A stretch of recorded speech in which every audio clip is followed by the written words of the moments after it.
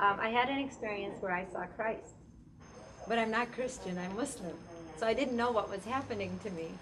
And I really felt like, why did this happen to me? What do I do with it? And I just didn't know what to think anymore because now I knew things. It's like in a second, I knew all of these things that I just didn't even have a question for before, but now I had the answers.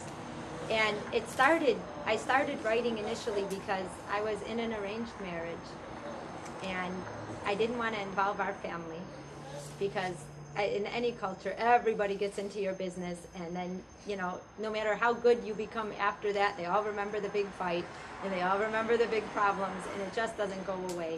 So I never told anybody what was going on in my life with my husband, but I figured I needed an outlet, so I figured God knew everything, so I would write to God every night, and that's how I released what was in me. I never wrote how bad things were. I just asked a bunch of questions. I would say, how could a man have a family and 2 kids and, 2 cars and not need for money or anything and still not be happy and be so angry with me all the time? And what was I doing wrong? And I just didn't understand that he would have had a problem with Jane Doe. It didn't matter, but I didn't get that then. And I thought something was really wrong with me. I never dated before. I was married, to us, you just get married. And then, you find the love. And I think if he were, nice to me or enjoyed me or talked to me, I would have felt a lot greater, I'm sure. But I really felt like I just figured I can talk to God and get it out of my system, and then the next day I can just do the day. And it was easier for me. And over time, I just stopped talking and I stopped eating and I started writing a lot and just putting it in a drawer, never ever thinking in my wildest dreams that I would ever get an answer. I mean, who would? That just threw me off a little bit, but it didn't come for a while. What happened was, before I actually saw Christ, and there's a picture of this dove. I lived in a house in San Marino, down by the San Marino golf course. So it's kind of a quiet block, and we used to always go for walks and stuff. And one day I was walking out of my house, and there was a white dove, and the story's in the book, right outside my door. And I went to go drive my daughter to school, and I came back, and the dove was still there. And I just passed by it and walked in. I wasn't like thrilled or anything. I was by then not talking or eating very much. I was under 100 pounds. I'm like 115 now. So I was wearing layers of clothes. I put my hair up so you couldn't tell if it was clean or dirty. I just kind of like shut down because he never talked to me. And if I did ask him why, he would come up with a reason as to why he wasn't talking to me. And they were never reasons that were even relevant. I couldn't figure it out. And that dove just didn't go away. The next day, I went to go drive my daughter to school, and I saw it again. And I thought, wow, that dove's not like looking for food. It's just walking back and forth. And it was white, even its feet, even its beak, the whole thing. And so I noticed that, and I still took her, came back. And then the 3rd day of this dove, I told my daughter, go stand by that bird, and I'll take a picture of you by the bird. So she went and she stood by it, and you could tell she's hesitant. The picture's in the book. She was like 5. She's graduating from high school now. She stood by, and I took a picture of her and the bird, and I said, let's go buy it food. And she said, it really isn't looking. And I said, I noticed that too. So we just left it alone. That day, my husband was late coming home from work. So I go, I'm going to go sit out with that bird. So I went and I sat with it, and it just came like right by me, and I looked at it, and I just like felt the most incredible peace.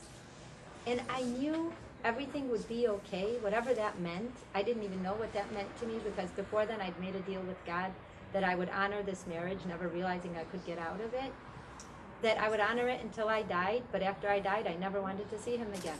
That was my deal. I made the deal. I was vacuuming. I was down with that. And I was very happy because it was like my purest intent. I just knew that when I died, I'd be done with this.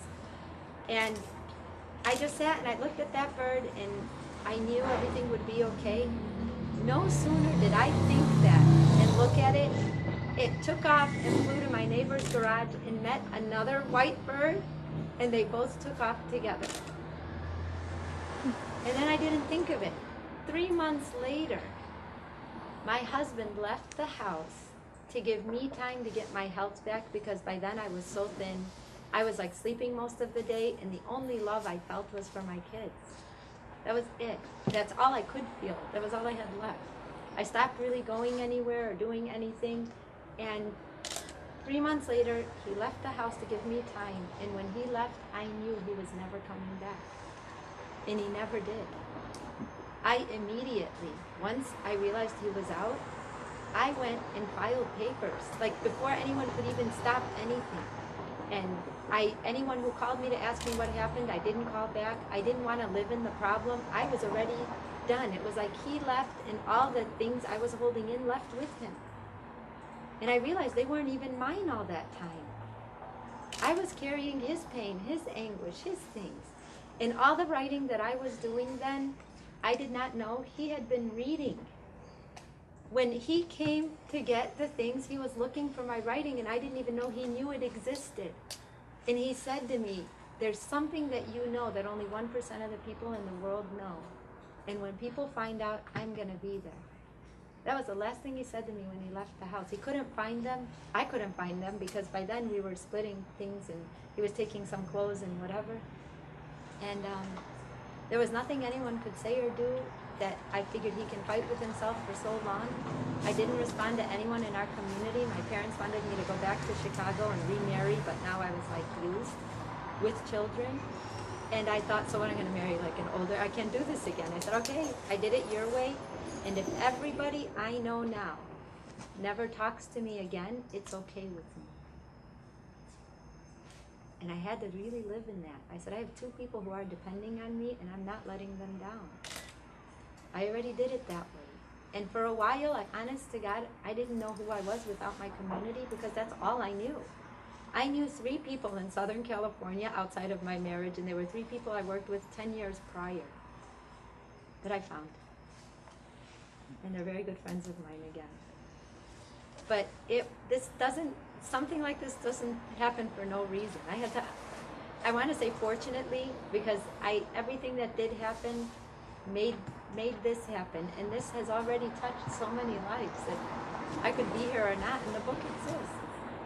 And it was worth every ounce of whatever I had to go through, whether it was not having money, just waking up one day and having $5 and going, he cut off everything so that they'd bring me back.